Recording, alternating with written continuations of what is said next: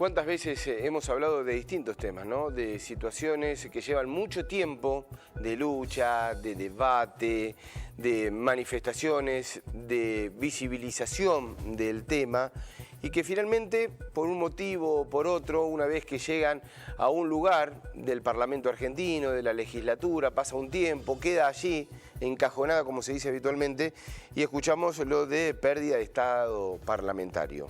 En este caso, por tercera vez, el proyecto de respuesta integral al VIH está en pérdida del estado parlamentario. Estamos en contacto con Gonzalo Valverde, de la Red Argentino Jóvenes y Adolescentes Positivos. ¿Cómo te va, Gonzalo? Muy buenas tardes. Hola, buenas tardes a todos. ¿Qué tal? Bueno, la pregunta es, ¿por qué? ¿Por qué se da otra vez esta pérdida de estado parlamentario a esta respuesta integral que ya nos vas a comentar qué es lo que solicita, qué es lo que pide, de qué se trata? Y esa es la pregunta que nos hacemos todos, todas las activistas que trabajamos desde el 2014 en este proyecto. Lo presentamos por primera vez en el 2016, segunda vez en el 2018 y el año pasado fue la tercera presentación, a partir de un trabajo colectivo de organizaciones, redes de personas que vivimos con VIH, redes de personas con hepatitis, todo un trabajo colaborativo, horizontal de la sociedad civil para que se actualice la Ley Nacional de SIDA, que data de 1990, pasaron 30 años y muchas cosas, muchas realidades cambiaron. Incluso en este proyecto conseguimos la firma y el acompañamiento de diputados de distintos bloques, desde el Frente de Todos, Juntos por el Cambio, el Frente de Izquierda y el Partido Socialista. Muchos diputados se sumaron, pero aún así no pudo tener estado parlamentario. Estuvo un año trabada la Comisión de Salud, que preside Pablo Schedlin, después pasó a la Comisión de Presupuestos, tiene despacho de las dos comisiones, podría ser tratado en sesión tranquilamente y ahora estamos con la pérdida de estado parlamentario dependiendo del presidente del Poder Ejecutivo Nacional, de si lo quiere poner en las sesiones extraordinarias de enero o no, y qué va a pasar, y estamos ahí intentando presionar o exigir al gobierno que se actualice, que haya una respuesta integral al VIH, las hepatitis virales, tuberculosis e ITS.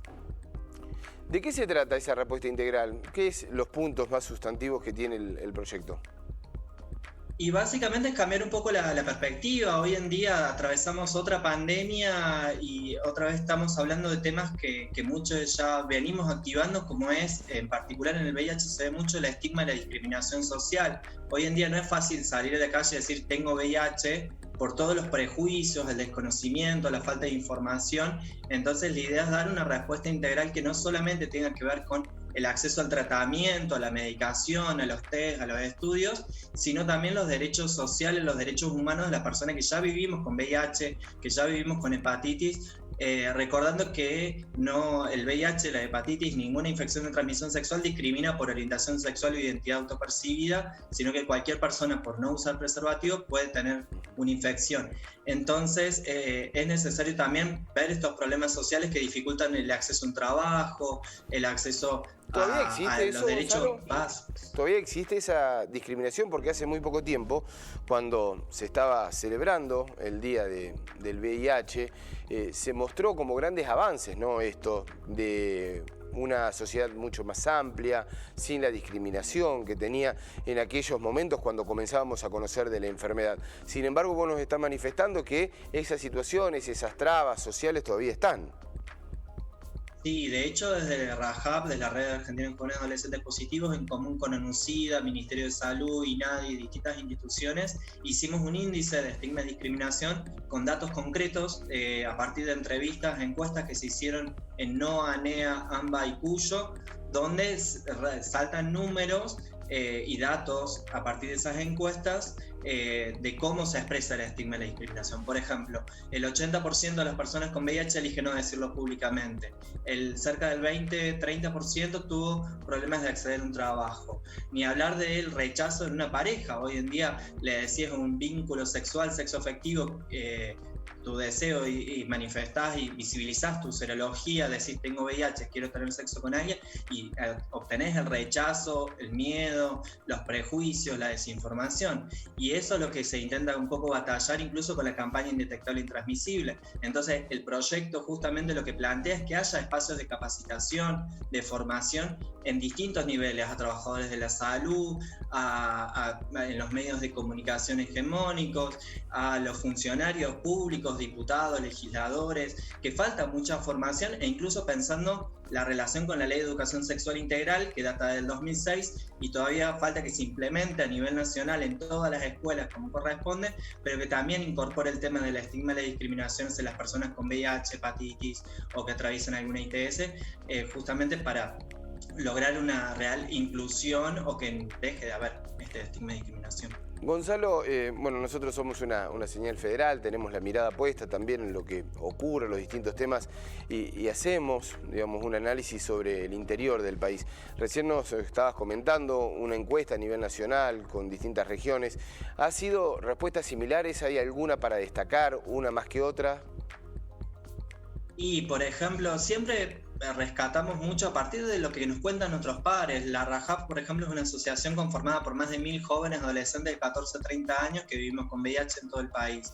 Y resalta muchas veces las diferencias entre vivir en una provincia alejada, en el interior de una provincia, lo que es vivir con VIH ahí. La violación a la confidencialidad del diagnóstico, por ejemplo, pasa muy seguido. El guarda que tal tiene VIH, fíjate que tal tiene SIDA, y hace un par de meses... Hay una personalización, ¿no? Es mucho más fácil personalizarlo. Sí, pero también violar la confidencialidad, el derecho que tenemos las personas con VIH de decir cuándo queremos, a quién queremos y cómo queremos. En Salta, en un kiosco, había un cartel: acá trabajan 2 personas con SIDA, vulnerando la confidencialidad del diagnóstico y estigmatizando el doble. Entonces hay provincias de no ANEA que es mucho más difícil porque hay mucha menos información. ¿Eso es cultural? Digo, no sé si cultural, pero es propio de cómo se vive en esos... Y yo creo que sí, yo creo que es parte cultural y parte responsabilidad política, de la falta de políticas públicas de los distintos gobiernos, de decir, bueno, se implementan campañas de visibilización, de concientización. Hoy hablamos mucho sobre COVID, pero poco hablamos de las otras pandemias o quienes ya tenemos otras pandemias en el cuerpo. Y eso es lo que busca el proyecto Nueva Ley, que haya más políticas públicas, que incluso pensando a nivel nacional, hoy en día la Dirección Nacional de Respuesta al VIH está acéfala. Desde la renuncia de Cecilia Santamaría hace cerca de 8 o 9 meses a esta parte no hay directora nacional de VIH. Entonces faltan políticas públicas nacional, y en muchas provincias lo que se atiende es la urgencia. Medicación, testeos, tratamientos, y el resto de las políticas y la información, la sensibilización de la sociedad falta. Y justamente el proyecto es una forma de visibilizar todo esto y una forma de también plasmado en la letra fina del proyecto que se garanticen más derechos, pensando incluso en la situación de las mujeres seropositivas, que también el índice de estigma y discriminación hace un enfoque de género, pensando en la realidad de mujeres que viven con VIH y la violencia obstétrica ginecológica, que el proyecto lo prohíbe y lo contempla, pero que aún sigue existiendo. Gonzalo, si bien es muy dependiente del Ministerio de Salud de la Nación, está el Ministerio de Género, bueno, de Género, de la Mujer, de la Diversidad, que ha estado muy activa en estos últimos tiempos, bueno, creado hace muy poco también en este gobierno. ¿Crees que se tendría que involucrar más en todo esto? Sí, de hecho, desde el Ministerio de Mujer y Género nos aportaron mucho para lo que fue el Encuentro Nacional de RAJAP que hicimos durante el mes de agosto acá en Embalse, provincia de Córdoba, y estuvo en cierta forma involucrada, pero falta pensar una política más interministerial. Por eso el proyecto plantea una respuesta integral, interministerial, que no es solamente la respuesta al VIH, algo biomédico o algo solamente al Ministerio de Salud, sino que compete a distintos ministerios. También tiene que estar involucrado el Ministerio de Trabajo, por ejemplo. Está la resolución 270-2015 que prohíbe los test de VIH en los preocupacionales, y aún así no se implementa. En muchos lugares te piden el test de VIH para entrar a laburar, y eso es ilegal o no debería realizarse, y el proyecto plantea la prohibición. Entonces el Ministerio de Trabajo también debería involucrarse, el INADI también debería involucrarse, que el proyecto plantea un observatorio contra el estigma y la discriminación dentro de la órbita del INADI, y así numerosos ministerios o secretarías para hacer una respuesta integral, intersectorial, y principalmente también que esté junto con la sociedad civil, que no sea una respuesta desde el Estado sin escuchar o sin que la sociedad civil, las redes, quienes lo vivimos en carne propia, formemos parte de las políticas públicas que se implementan. Porque las redes, organizaciones, asociaciones y las personas con VIH tenemos muchísimas propuestas, ideas, campañas que muchas veces no son escuchadas, y eso es la idea de generar una Comisión Nacional de Respuesta al VIH, que hizo uno de los artículos, para pensar la sociedad científica, la sociedad civil y el Estado una respuesta integral, intersectorial al VIH, las hepatitis, y que lleguemos algún día, esperemos, a la cura. Es impresionante cómo en poco tiempo se descubrió la vacuna para el COVID, pero aún hasta hace 40 años seguimos esperando la cura para el VIH. Entonces es otro de los reclamos que se tiene que seguir desarrollando la investigación hacia la cura. Gonzalo, ¿lo podés contestar o no? ¿Es difícil? ¿Dónde estás vos? ¿En Embalse? Yo en Córdoba Capital. En Córdoba Capital. ¿Es difícil vivir en Córdoba Capital siendo portador? No es tan difícil, no se dice portador, se dice persona viviendo con VIH, pues lo que se porta es un virus que se puede dejar afuera del cuerpo, y el VIH no vive afuera del cuerpo, no importa. No es tan difícil porque es una gran ciudad, y en algún sentido a mí no me es tan complicado por el hecho de que yo lo visibilizo públicamente, pero aún así conozco, y hay muchos pares que eligen no decirlo públicamente por esto, por el estigma, el rechazo o el miedo a conseguir un laburo. No, es complicado en ese sentido.